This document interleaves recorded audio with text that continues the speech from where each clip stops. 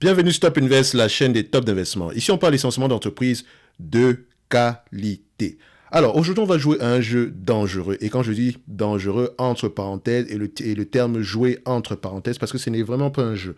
Alors, aujourd'hui, on va parler du portefeuille de Val de Roche. Val de Roche, en fait, c'est qui? Val de Roche, c'est un d'un de nos abonnés ici sur la chaîne.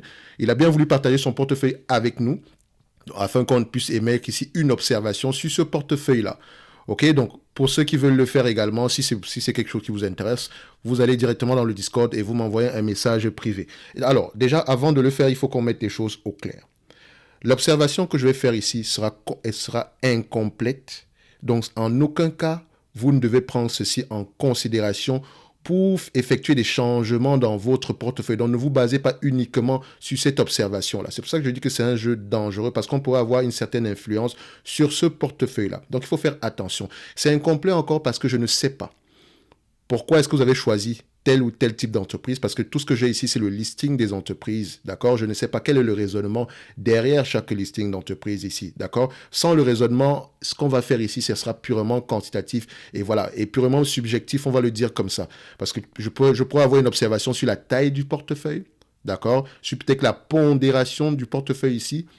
Mais quand on va parler ici et encore, c'est toujours à prendre avec des pincettes parce que la gestion de portefeuille en elle-même également, c'est toute une science derrière, ok? Donc, parfois, un portefeuille qui est axé, par exemple, énergie ou bien un portefeuille qui est axé utility va peut-être mieux performer selon la période actuelle qu'un portefeuille qui sera peut-être axé secteur consommation discrétionnaire. Donc, vous voyez que ça dépend du moment. Ok, donc il faut faire très attention à ce niveau-là. Donc c'est pour ça qu'on essaie parfois d'avoir un portefeuille assez équilibré. Donc pas plus que ça, pas moins que ça. Donc, je dis également que c'est un jeu, comme je disais tantôt, c'est un jeu dangereux parce que parfois émettre un avis sur le portefeuille de quelqu'un d'autre, ça peut entraîner ça peut pousser la personne à faire des changements qui n'ont peut-être pas lieu d'être. Donc si vous avez des doutes par rapport à quelque chose que j'ai pu mentionner ici aujourd'hui et que vous voulez prendre une décision d'investissement par rapport à ce que j'ai pu mentionner, s'il vous plaît, d'accord? Prenez vos rapports financiers, lisez-les, regardez vos thèses de départ, d'investissement de départ avant d'émettre un quelconque changement dans le portefeuille. D'accord? C'est pour ça que je dis que c'est un jeu dangereux. OK? Et encore, comme je dis toujours, quand vous me présentez votre portefeuille, je ne connais pas votre âge, je ne connais pas quels sont vos objectifs financiers, je ne connais pas en termes d'investissement, je ne connais pas quel est votre niveau d'expérience également. Okay? Au-delà même de connaître le raisonnement derrière chaque choix d'investissement. Donc, pour ceux qui vont vouloir partager leur portefeuille avec moi dans l'avenir, si vous le voulez, il n'y a pas de souci par rapport à ça, donnez-moi, j'ai besoin de la pondération par secteur d'activité. D'accord? Par exemple, quand je dis la pondération par secteur d'activité, si je viens par exemple ici, d'accord, ça veut dire quoi? Ça veut dire que, par exemple, si vous me donnez votre portefeuille, vous devez me donner à peu près quel est le pourcentage dans la consommation discrétionnaire, dans la communication, dans le financial, dans la santé, information et technologie, consumer staple. Le pourcentage par rapport à la taille globale du portefeuille. Et également, la pondération de chaque ligne sur le portefeuille global. OK? Et si vous avez également la possibilité de le faire, me donner le narratif en quelques lignes, trois lignes ici sur le pourquoi du comment de chaque choix d'investissement ici, d'accord? Donc, par rapport aux entreprises, le pourquoi, peut-être également l'objectif de prix que vous avez, d'accord? Donc, ce qu'on va faire ici aujourd'hui, ça reste seulement, c'est purement subjectif. Il faut qu'on s'entende, OK? Donc, si on est d'accord avec ça, il n'y a pas de souci, on va y aller. Donc ici, nous avons le portefeuille de Val de Roche. Donc Val de Roche, ici, voilà, il a deux portefeuilles. Donc il a un PEA, il a un CTO. Donc ça, vous pouvez déjà le voir, ça c'est le PEA. Ok, donc ici, il a essayé de me donner ici, bon, vu que ce sont les premiers, il m'a donné à peu près ici le nombre d'entreprises qu'il a en portefeuille, d'accord? Donc, le listing des entreprises qu'il a en portefeuille présentement ici inclut certains ETF, d'accord? Il m'a également donné la pondération. Donc, on va essayer d'émettre une observation par rapport à ça, d'accord? L'observation également ici est purement liée à mon expérience et je n'ai peut-être pas une meilleure expérience que vous, ne l'oubliez jamais. Donc, comme je dis toujours ici, le débat est toujours ouvert, ok? Donc, si on n'est pas d'accord avec quoi que ce soit ici, on en parle. D'accord? Donc, Val de Roche, Ce que je vais dire ici aujourd'hui ne devrait pas t'encourager à faire un quelconque changement sans la lecture de tes rapports financiers. Et si tu as une quelconque question ici, on peut en discuter on peut en discuter en message privé s'il n'y a pas de souci par rapport à ça. OK? Donc, purement sur les entreprises. Et quand je dis discuter, c'est pas comme si je veux te vendre un quelconque service. Non, pas du tout. OK? Donc, on s'entend. So, pour les entreprises, si je vais déjà commencer, donc Val de Roche ici a un portefeuille, en tout cas au niveau du PEA, on a 24 lignes. Donc dans les 24 lignes ici, nous avons un ETF et nous allons commencer par l'ETF. L'ETF ici, c'est le Lixor China PEA. Donc Lixor Chine PEA. Je n'ai pas souvent l'occasion, même pas l'occasion, je ne parle pas souvent des ETF ici, c'est pas parce que je ne peux pas en parler, c'est juste que moi je fais du stock picking, d'accord? Donc je prends toujours mon point de vue ici, mais je vous encourage toujours, surtout quand vous êtes débutant, surtout si vous n'avez pas le temps, d'accord?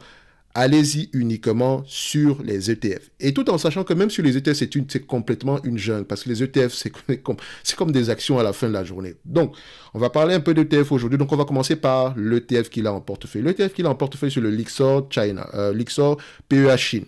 Alors, ce qui m'intéresse quand je vais regarder un ETF, par exemple, on va faire simple. La première chose que je veux regarder ici, c'est d'abord l'encours sous gestion. D'accord?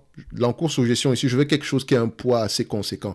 Et quand je regarde l'encours sous gestion, et quand je dis un poids assez conséquent ici, je peux me dire le poids assez conséquent pour moi, c'est aux alentours, je dirais c'est aux alentours de, voilà, on va faire simple, hein. On se dira que c'est aux alentours de au moins 1 milliard en montant. Et encore, il faut nous comparer à d'autres entités ici, à d'autres ETF similaires. Ici, cet ETF-ci est basé sur le MSCI China. OK? Donc, ça, c'est l'index, en fait. Et vous allez voir ici, si vous arrivez sur ce site-ci qui est le Just ETF, quand vous cliquez sur l'Ixor PEA Chine, vous allez voir ici plus bas, d'accord? On vous donne ici des ETF concurrents, d'accord? Basés sur le même indice. Donc, vous les avez ici. D'accord? Maintenant, vous pouvez essayer de regarder, par exemple, le MSCI China, par exemple. Le iShare MSCI China, vous allez voir que l'encours sous gestion du MSCI China, c'est à peu près aux alentours de 9 milliards par là, si je ne me trompe pas. Donc, on va arriver ici, le 9 milliards. Donc, vous voyez déjà que par rapport à l'encours sous gestion, j'aurais tendance à aller ici. D'accord? Ça, c'est la première chose, l'encours sous gestion. Deuxièmement, et ça, c'est même une partie très, très importante, OK? Je vais regarder les frais. Les frais ici, c'est 0,65. Ça peut sembler minime, d'accord? Mais comparé toujours à un ETF similaire. Donc, vous allez voir ici que les frais pour le iShare China ici, nous avons à peu près des frais à quel niveau? Donc, on va aller regarder ça ici. Expense ratio aux alentours de 58%. Encore, il faudrait vérifier si c'est vraiment ça. C'est 0,58%. Donc, un peu moins que ce qu'on a présentement ici. Maintenant, est-ce que c'est éligible au PEA, etc. Ça, c'est un autre débat. OK? Donc, ça, c'est l'autre élément qu'on doit regarder. En supplément de ça, au-delà de regarder la stratégie derrière ce ETF, pas la enfin, comment on appelle encore ça? Oui, c'est la philosophie d'investissement derrière l'ETF en question. Est-ce qu'on sélectionne les plus grosses, les 100 plus grosses entreprises chinoises ici et que c'est équipondéré? Est-ce qu'on investit uniquement sur un tel type d'entreprise avec des PEA moins élevés, inférieurs à 15 ici avec un potentiel de croissance de 20%? Donc, vous devez savoir l'ETF en question. Quelle est sa stratégie, quelle est sa philosophie d'investissement, quelle est la stratégie d'investissement, sur quoi il se base pour faire la sélection de telle ou telle entité. OK? Donc, c'est important. Et en plus, tout est, quand je dis en plus, et à la fin ici, et je pense même que c'est un élément qui peut nous donner ici la qualité même déjà à long terme de l'ETF en question, la performance. La performance. Alors, quand je vais prendre cet ETF-ci, et qu'on va essayer de regarder au niveau de la performance de l'ETF, d'accord? Vous constatez que c'est un ETF ici, quand je prends toute la période, depuis à peu près 2014, vous n'avez presque rien gagné. D'accord? Depuis 2014, cet ETF-ci a rapporté à peu près 3,46%. Uniquement comparé à son indice de référence déjà qui est à 13,41, parce qu'ici, c'est même pas un ETF qui réplique, c'est pas un ETF ici qui, je pense que c'est synthétique, si je ne me trompe pas. Dans tous les cas de figure, attendez, ouais, réplication indirecte, donc c'est pas déjà quelque chose que j'aime beaucoup, la réplication indirecte. Mais bon, au niveau des PEA, vous n'avez pas trop le choix également, hein, c'est ça le problème. Mais bon, c'est pas plus grave que ça, mais bon. Au niveau au niveau ici de la performance, déjà quand moi je vois ça, ça ne m'intéresse pas du tout. Et encore, je vais aller vérifier ici au niveau du iShare en question. Au niveau de iShare, je constate également qu'au niveau de iShare, parce que je peux avoir des informations plus longues ici, donc est-ce que je vais regarder à ces niveaux-ci? la performance. Donc, performance et distribution ici, on se rend compte que sur les 10 dernières années, c'est 1,44%. Depuis l'Inception, donc à peu près en 2012 ici, si on retourne jusqu'en 2012, d'accord? Enfin, techniquement, l'Inception ici, c'est moins que, c'est pas 2012, donc je pense que ici, quand on regarde, c'est peut-être 2011 ou quelque chose comme ça, mais déjà, ça, c'est une performance très nulle. Donc, ça veut dire que si j'avais mis mon argent ici et que je n'avais pas rajouté ou quoi que ce soit, j'aurais eu 1,83%. Maintenant, ceux qui font du DCA, etc., ne vous dites pas que le DCA va vous sauver ce genre d'entité-ci. Donc, déjà, je sais que c'est pas, ça peut être la Chine, la croissance, etc., mais je ne m'amuserai pas à aller sur cet ETF-ci. Juste en regardant ça ici, ça me refroidit clairement. Donc, un ETF, par exemple, ici, s'il fallait choisir un, prenons un exemple ici, disons, je prends un ETF monde pour faire simple, ok? Donc, je prends ça, je vais par exemple sur Action, donc on va sélectionner ici, juste pour vous montrer à peu près la différence par rapport à ce ETF China là. Enfin, je dis toujours China, mais voilà, on va prendre ça ici, donc éligible au PEA, on va prendre ce sont des actions ici, donc où est-ce qu'il est? MSCI World, ok, donc je n'ai pas choisi le cumulatif ou quoi que ce soit, donc je vais juste le choisir, sélectionner comme ça, donc on va prendre celui qui est en euros. Vous allez voir à peu près la différence déjà par rapport à ce qu'on a ici aujourd'hui. Donc, on prend celui-ci. On va aller regarder la performance directement. Donc, les éléments que j'ai mentionnés tantôt, déjà les frais, donc les frais courants ici, vous voyez que vous avez ça. L'encours sous gestion, c'est déjà près de 2 milliards ici. C'est déjà énorme. Vous voyez par rapport aux 38 millions qu'on avait tantôt ici. Voilà. Maintenant, au niveau de la performance, ici, vous voyez que sur toute cette période-ci, on a quand même quelque chose sur près de 10 ans ici aujourd'hui. On a quand même doublé nos capitales. Ça va. C'est pas si nul que ça. Ça reste un ETF ici. Et encore, ça, c'est uniquement si vous n'avez pas rajouté, etc. Donc, vous voyez ici que ça, c'est plus intéressant que ça. Donc, ici, je pense que si je devais choisir, je serais plus allé sur un ETF monde. Et quand on regarde le rendement annualisé, ici, c'est 11,62%. Et encore, j'aimerais souvent vous mentionner ceci. Quand vous sélectionnez un ETF, sélectionnez un qui a déjà au moins vécu une crise. D'accord? Bon, sur celui-ci, en fait, par rapport à l'Inception ici, je pense pas qu'il ait vécu une crise, mais l'ETF World existe depuis très longtemps et je pense qu'il a déjà traversé au moins 2000, la bulle Internet, la crise la crise de subprime ici.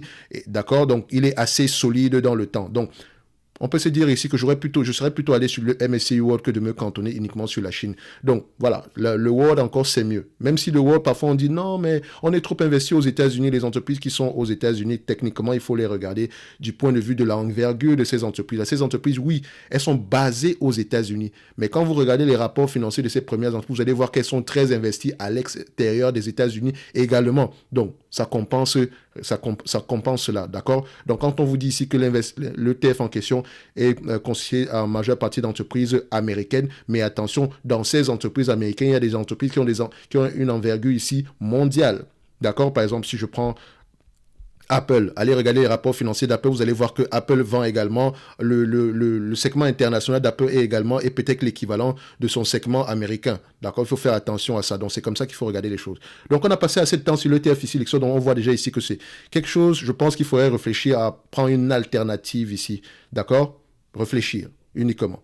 Maintenant, on va au-delà de ça ici, vu qu'on a un ETF sur 24 entités ici, d'accord? Donc, il nous reste 23, donc ça dit que tu as 23 actions. Excuse-moi si je te tutoie, tu as 23 actions. 23 actions, c'est beaucoup, ok? Ça veut dire que c'est 23, je vais lire 23 rapports financiers.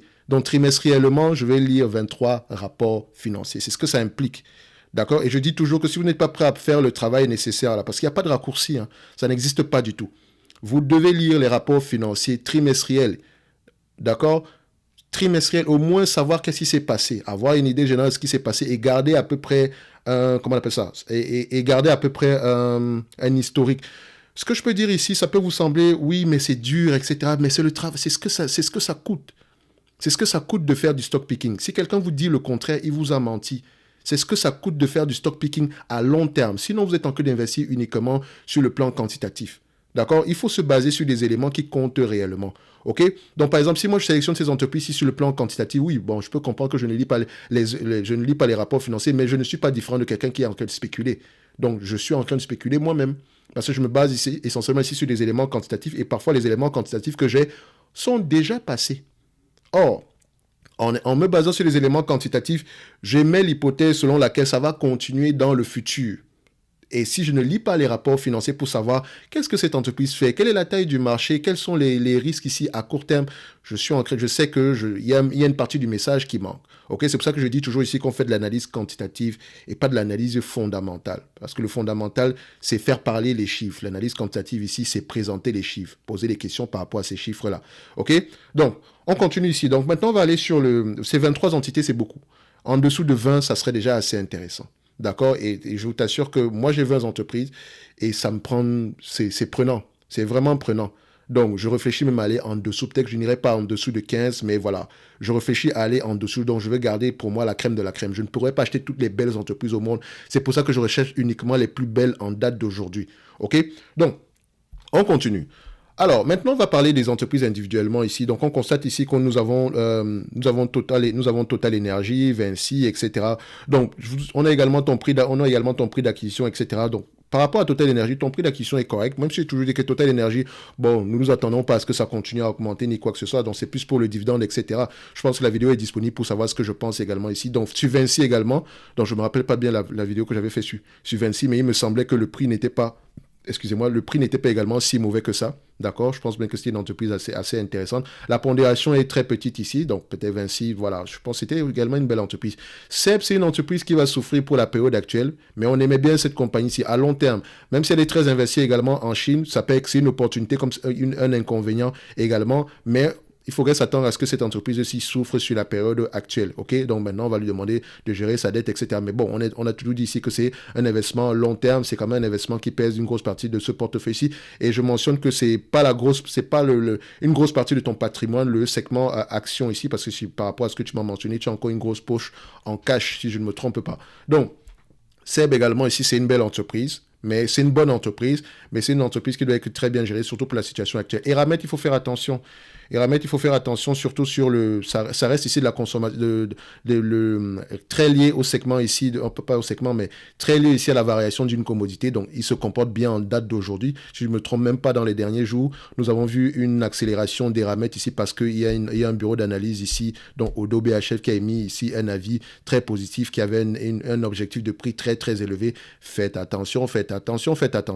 OK? Donc, cette entreprise-ci est déjà assez élevée normalement parce que ce qu'elle a en queue de produit en date d'aujourd'hui, c'est anormal. Je dis bien c'est anormal et ça ne peut donc pas être durable. D'accord? En tout cas, il y a de bonnes chances. La probabilité pour que ce soit durable, peu durable est très, très élevée. Quand vous regardez Eramet, elle n'a pas un passif ici. Voilà. En termes de bénéfices net stable, ici, c'est pas du LVMH. OK? Et quand je dis LVMH, c'est pas au niveau des marges, c'est au niveau ici du maintien à peu près d'un certain niveau de revenus stable. OK? Donc, vous voyez ici qu'il y a beaucoup d'instabilité.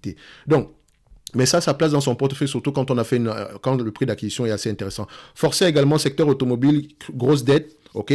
Donc, il faut prier énormément pour que le secteur automobile en date d'aujourd'hui se comporte très bien dans le futur. Il y a de bonnes chances que ce soit le cas, surtout qu'il y a eu une sous-consommation. En tout cas, il y a une demande élevée en date d'aujourd'hui pour les voitures neuves. Donc, Forcia pourrait s'en sortir, mais il faut qu'ils mettent de l'action sur la dette ici et surtout qu'on coupe ce dividende-là. Donc, on a déjà parlé de l'ETF China ici. Accor ici, c'est pas une entreprise que j'ai toujours trouvé Accor très surévalué en date d'aujourd'hui. Et encore, il faut se poser la question. Est-ce que Accor, c'est plutôt gestionnaire d'hôtels ou bien est-ce qu'il gère les hôtels, d'accord? Est-ce que c'est la partie gestion uniquement de la marque Accor, donc voilà, exactement de la marque Accor, ou bien il récupère uniquement les loyers? Parce que dans le segment des hôteliers ici, il y a deux entités, d'accord? Parfois ici, il y a par exemple, quand vous allez voir, je pense que c'est Hilton Brand, c'est plutôt de l'immobilier. D'accord? Donc, enfin, il faut regarder ça. Qu'est-ce qu'ils font précisément ici? Donc, Vonovia, oui, on avait parlé de Vonovia ici, qui était une entreprise assez intéressante, mais qui également avait une grosse dette. Même si en Allemagne, on se rendait compte ici que le segment immobilier ici pourrait être assez intéressant pendant la période actuelle. Donc, il y a une demande assez élevée. D'accord, même si les prix sont également assez élevés ici, mais Vonovia était très bien situé par rapport à leur portefeuille. Donc, si la valeur de leur portefeuille est exactement ce qu'ils ont mentionné, ça peut être très bien. Mais maintenant, ils doivent rembourser un certain niveau de dette ici. Donc, il faut faire attention. Il faudrait regarder de ce côté-là également si les sessions d'actifs qu'ils ont prévues se déroulent très, très bien. D'accord? Philips, on en a parlé dernièrement également ici. Donc, Philips, qui est également en pleine transformation en date d'aujourd'hui, qui est en train de se départir de certains segments d'activité ici. Donc, Il faudrait voir ici à long terme si cette stratégie-là fonctionne. Donc, il faudrait regarder ce que le management a mentionné. Et je pense qu'on avait fait une vidéo assez intéressante sur Philips. Air Liquide, comme d'habitude, ça reste une belle entité ici. On avait parlé d'Air Liquide également ici. Et surtout de ses concurrents. Et tu as remarqué que ses concurrents ont des marges plus élevées qu'Air Liquide. Donc, la question était de savoir pourquoi est-ce que Air Liquide a des marges moins élevées. D'accord? Donc, c'est-à-dire que si Air Liquide a l'ambition d'avoir les mêmes marges que ses concurrents ici, qui sont APD et Lean, ça pourrait être assez intéressant ici dans le futur. Mais ça reste une belle entité qui, selon moi, n'était pas sous-évaluée, mais n'était pas non plus surévaluée. Le prix était juste correct. Imerys, c'est une entité qu'on aime bien, qu'on va pas revenir, on va pas revenir dessus. On en a déjà parlé plusieurs fois. L'Oréal, j'ai toujours trouvé L'Oréal très cher. Ok, c'est une entité ici qui s'échange à peu près à 30 fois les bénéfices en date d'aujourd'hui. Je pense que c'est une entité, c'est intéressant de prendre du L'Oréal aux alentours de 20, 25 fois, 20 fois les bénéfices, c'est correct. Et encore, le potentiel de croissance est généralement de 5% ici. Donc, je comprends que ce soit du L'Oréal, mais voilà. Je pense qu'il y a de meilleurs, il y a de meilleurs choix que ça, d'accord, en date d'aujourd'hui. Ok, donc Steph, je prends par rapport à L'Oréal, je pourrais même te dire que je préfère encore LVMH au prix actuel. Donc Steph, ça reste également une belle entité qui a une certaine croissance également ici et qui est très très bien gérée. Donc c'est très beau à voir. Regardez, quand une entité est bien gérée, ça se voit à l'œil nu. Regardez Steph. Ah non, c'est pas ça ici. Quand on prend Steph, voilà. Donc on prend Steph sur le plan quantitatif, purement quantitatif. Ici, vous allez voir une chose. Donc je ferme ça. D'accord, je ferme la croissance ici, elle est là, c'est une croissance par acquisition, etc. On a la croissance des revenus ici.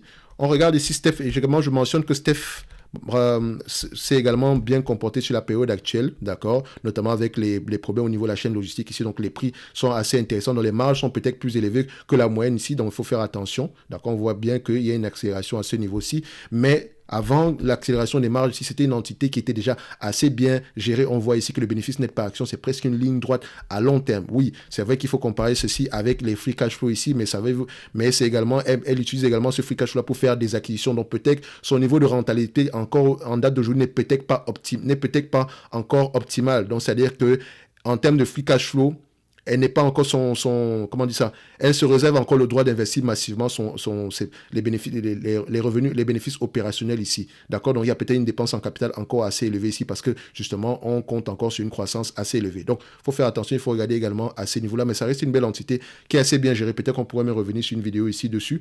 Donc, on continue avec une entité ici, Renault. Je pense que c'était également assez intéressant, mais la complexité de Renault ici me fait également fuir. Bon, j'ai vu ici ils ont renouvelé leur partenariat avec Nissan. La question que je me pose toujours, c'est à quel point les résultats financiers ici de Renault sont vrais et appartiennent uniquement et prennent seulement en considération le pourcentage le pourcentage ici de ses participations dans les autres entités. Donc, si on l'évalue ici par rapport aux actifs tangibles par action, on va se dire ici que Renault, voilà, pourrait s'échanger aux alentours des 80 € ici, mais, faites attention ici. Donc, Fleury-Michon, voilà, c'était pas si mauvais que ça, hein. Ça reste une belle entité, bien gérée ici, voilà, assez stable, d'accord. Donc, on regarde ici Fleury-Michon, donc, voilà, c'était assez bien géré, d'accord. Je sais pas là, est-ce qu'ils ont le potentiel ici de pouvoir, est-ce qu'ils avaient une dette? Non, bon, ça va. La dette également est assez gérable ici. Le dividende, il est assez safe. Voilà, c'est surtout une entreprise pour le dividende, pas trop pour la croissance ici, d'accord. Donc ça va, c'est une entité assez correcte. Ruby, on aimait bien Ruby, d'accord. J'espère qu'on attend les prochains résultats financiers ici en mars. Donc on voit que Ruby se comporte toujours bien à la période actuelle, même s'il y a des petits problèmes ici en Haïti, mais c'est pas de sa faute. Mais malgré cela ici, elle est indispensable ici dans les zones dans lesquelles elle opère. Donc l'énergie est le gaz, c'est une question de sécurité. Enfin, le pétrole et le gaz, c'est une question de sécurité nationale. Ça peut soulever ici ça peut entraîner ici des soulèvements au cas où il n'y a pas d'approvisionnement. Ok, donc ici. On continue. Neoen, j'ai toujours eu un avis assez négatif sur les compagnies qui exercent dans le segment ici du renouvelable parce qu'elles ne gagnent pas d'argent. Elles sont rentables du point de vue opérationnel, mais la dépense en capital est très élevée. D'accord? Donc, pour l'évaluer, par exemple, il faut regarder la dette nette sur EBITDA ici. Je pense que je ne sais pas si c'est Neoen qui s'est fait racheter ou bien c'est Voltalia. Dans tous les cas de figure ici, c'est vraiment des entités. Il faut faire attention. Il faut les prendre avec des pincettes parce qu'elles ne gagnent pas d'argent du tout. Elles ne gagnent pas d'argent et elles ont une dépense en capital très élevée. C'est-à-dire que ici, c'est vrai qu'on fait des investissements, ça pourrait rapporter à long terme, mais entre-temps, ces investissements-là sont financés avec de la dette nette ici ou également en émettant de nouvelles actions. Et moi, c'est quelque chose qui me fait peur littéralement parce qu'on va me diluer. Ok, donc faut faire attention avec ça en portefeuille. Si je veux investir dans l'énergie renouvelable ici, j'irai peut-être avec du Total Energy, d'accord? Donc si j'ai Total Energy, pourquoi je vais prendre du Neoen? Et également, regardez ce que le PDG de BP a dit par rapport aux énergies renouvelables. Et ils sont mieux placés pour savoir de quoi ils parlent ici. Ce sont des entités qui ne rapportent pas d'argent pour le moment. Et je pense même qu'il pourrait avoir une certaine bulle dans ce segment d'activité-là. Donc, on continue ici avec Fnac Darty qui était une entreprise assez bien gérée, ça reste assez correct ici. Thales ici, je pense qu'elle a beaucoup bénéficié de la période actuelle. Je n'ai pas trop jugé ton PRU ici, donc si on se fie ici sur Thales, tu as dû l'acheter ici après que la guerre ait commencé, etc. Est-ce que ça va continuer à augmenter? Je pense que Thales était déjà assez correctement évalué à mon avis ici, sauf croissance extraordinaire future ici, d'accord? Donc ça reste assez correct le prix actuel, je pense. Si on va plus loin que ça, on est en termes, c'est vraiment de la spéculation super. Voilà, donc je ne m'attendrai pas plus que ça. Voltaria, ça reste dans le même sens que Neoen. Bonduel, voilà, assez bon, bien géré, mais déjà mature, très compliqué également. Enfin, techniquement, il ne faudrait pas s'attendre à beaucoup mieux que ça. Ça reste une assez belle compagnie. Du point de vue PER ici, c'est bien. Mais voilà, ça reste une compagnie assez mature. Ok, donc la concurrence également pourrait être assez élevée ici. Donc il faut regarder ça. Donc, mais bon, ça, le PER actuel est assez correct. J'aimerais voir également un remboursement de la dette ici. C'est une bonne chose. Donc, c'est pas une mauvaise entité. D'accord, c'est vraiment pas une mauvaise entité. Hydrogène refueling, ah, ça par contre, quand je vois déjà hydrogène refueling ici, je peux comprendre que c'est hydrogène refueling. Alors, hydrogène, hydrogène refueling. Refueling. Bof, est-ce que je la trouve ici, cette compagnie ici?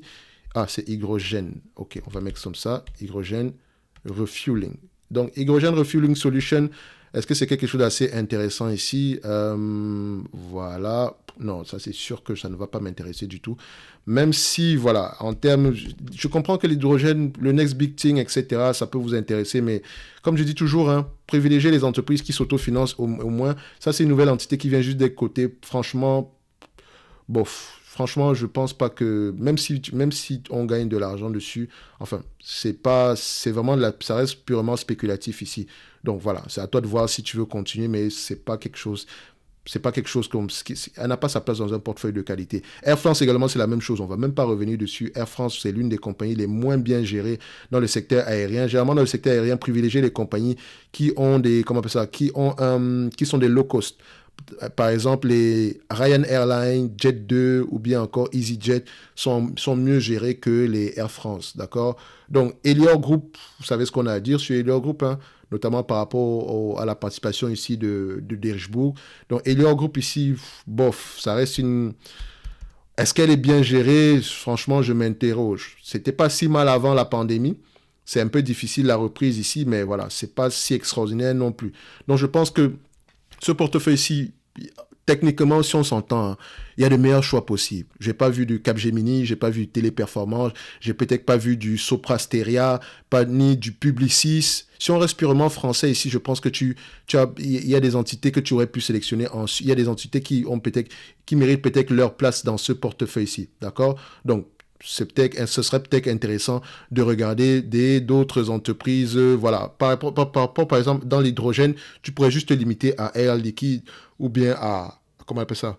À Total Energy. Pas trop la peine. Ça vaut pas la peine d'aller se casser avec d'autres entités là. Prenez généralement les leaders d'activité ou bien prenez généralement les entreprises qui, au moins, même si comment on appelle ça, ce segment d'activité là ne fonctionne pas, d'accord, au moins vous savez qu'elles peuvent gagner de l'argent. Ok, donc il y a d'autres belles entreprises que tu aurais pu rajouter ici dans ce portefeuille. Je ne vois pas du Essilor Luxottica. D'accord, tu aurais pu rajouter Essilor Luxottica. Ça reste une très belle entité ici qui mérite d'avoir sa place dans un portefeuille ici. Donc, dans l'ensemble, s'il fallait donner une note à ce portefeuille-là sur une note de A à C, tu pourrais avoir un bon B quand même. Hein. C'est pas mauvais.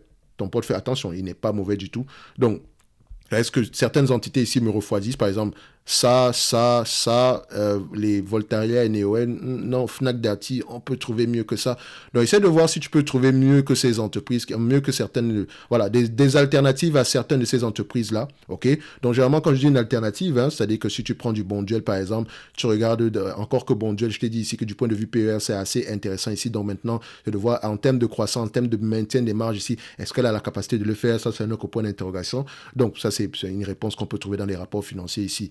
Donc, ton portefeuille il n'est pas mauvais non plus. D'accord, il n'est pas, voilà, on n'a pas vu tu n'es pas investi dans des entités ici purement spéculatives ici, d'accord. Donc, on reste ici sur des entreprises ici assez solides, mais je pense on pourrait faire mieux que ça. On pourrait avoir mieux que ça, surtout, même si tu restes sur un PEA, tu as le potentiel, la possibilité d'avoir de meilleures entités que ça. Donc, je sais que LVMH, c'est souvent peur, mais LVMH est pas assez intéressant. Kering également peut être assez intéressant. Tu peux également aller regarder Pernod Ricard peut être assez intéressant. Sartorius, c'était dit, même si le prix est assez élevé ici, mais elle méritait avoir, en tout cas, en termes de, elle a plus de place dans ce portefeuille qu'une entreprise comme Air France, ok? Donc ceci n'est que mon avis. Danone, voilà, le prix est juste correct, donc elle a juste sa place également ici dans ce portefeuille-ci. Donc je pense qu'en termes de qualité, on aurait pu faire mieux que ce qu'on a présentement ici, ok? Donc n'hésite pas à aller regarder, mais je sais que ce portefeuille-ci, ce n'est qu'un échantillon de ce que tu peux faire. N'hésite pas également à aller de prendre plus d'ETF, d'accord? Surtout un ETF monde ici, pour faire simple. Pas besoin d'aller prendre un ETF Chine ou bien un ETF Europe. Tu peux prendre un ETF monde et ne te casse pas la tête par rapport à ça. OK? Donc, prends un ETF qui a déjà été éprouvé par le temps. Donc, l'ETF Chine, par exemple, également ici, la vie, même si tu gagnes de l'argent dessus présentement, voilà. Si tu choisis de le garder, garde une petite partie de ton portefeuille, mais dis-toi également que l'historique, le passif, même si le passé ici n'est pas synonyme, le passé ne ressemblera peut-être pas au futur, mais dis-toi déjà que par rapport à la sélection de ces actifs-là, sur les 10 dernières années, n'a presque rien fait. Pourquoi? Pourtant, sur les 10 dernières années, il me semble que la Chine était quand même tout feu, tout flamme. OK?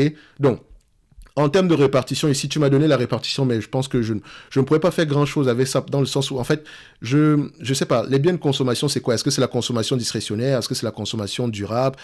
Service aux consommateurs, c'est quoi? Matériaux de base, je peux comprendre ici. Service aux collectivités, je peux comprendre. Industrie, je peux également comprendre, mais voilà, j'aurais bien voulu avoir quelque chose d'un peu plus détaillé ici. Donc, sinon, dans l'ensemble, ici, je pense qu'on peut avoir de bien meilleures entreprises que ce qu'on a présentement en portefeuille. Donc, par exemple, tu as pris du Vonovia, tu regardes également, ce qui n'est pas mal, hein. Tu peux également regarder du côté de Clépierre ou bien du URW qu'on appelle également Unibail. Je sais que beaucoup n'aiment pas Unibail et Clépierre, etc.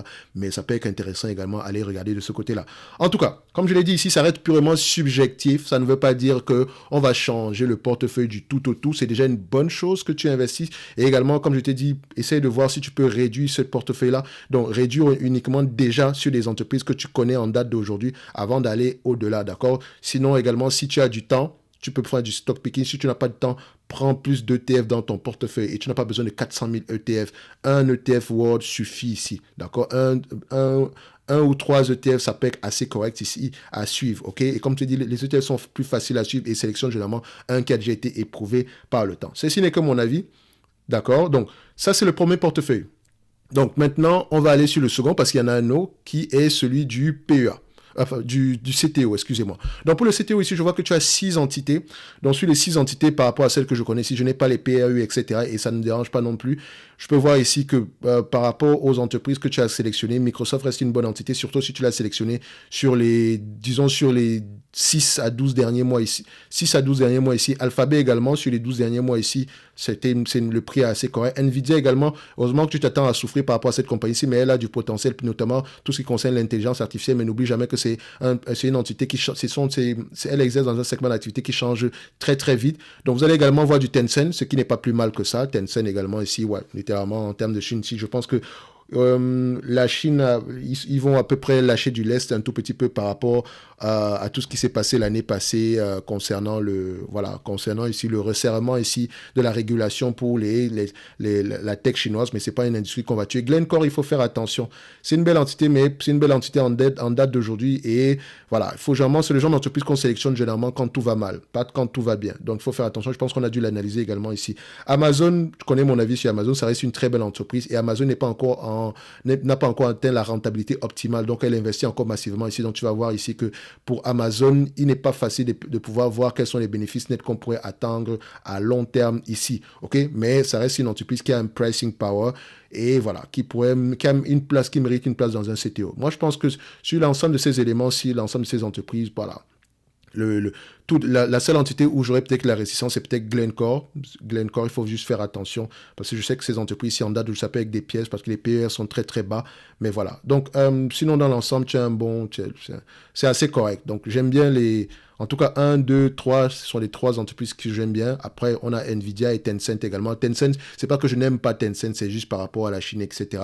Ça reste également assez intéressant. Si Tencent était une entreprise américaine ici, excuse-moi, je l'aurais mis au même niveau que les Microsoft et Apple, d'accord? Donc, ça reste ici, pour le portefeuille ici, s'il fallait donner une note de A, entre A et C, je t'aurais donné un A pour ce portefeuille ici, ok? Un A. Et B n'est pas mauvais non plus, d'accord? Donc, attention. Et ça reste ici purement subjectif, ok?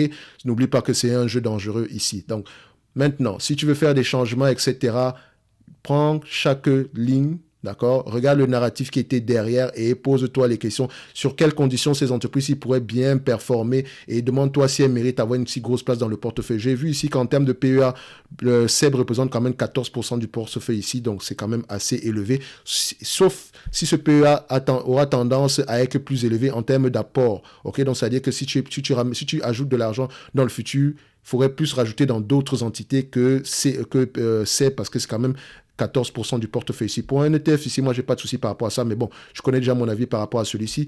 Air Liquide, ça va. Ça reste du 7% ici, même si je pense qu'Air Liquide est correctement évalué. Fnac Darty, je pense que c'est une entité qui mériterait avoir, voilà, un peu moins que 6% ici aujourd'hui. Accor également, je pense qu'on peut trouver une meilleure alternative ici, surtout pour le pourcentage. Donc, n'hésitez pas à aller regarder pour les alternatives concernant chacune de ces entités-là. OK? Donc, comme je l'ai dit, ça reste uniquement mon avis.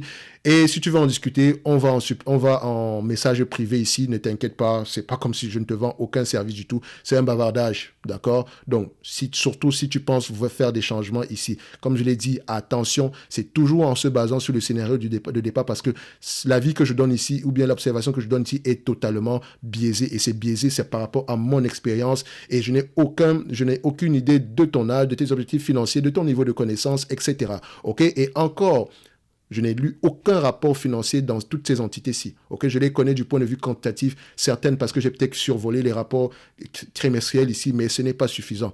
D'accord? Mais au niveau du nombre d'actions en portefeuille ici, je pense quand même que de ce côté-là, une réduction s'impose un tout petit peu. OK? Donc, on va se donner rendez-vous sur la prochaine vidéo et d'ici là, portez-vous bien. Si vous aussi vous voulez partager vos portefeuilles, etc., je vous l'ai déjà mentionné directement dans le Discord. Merci.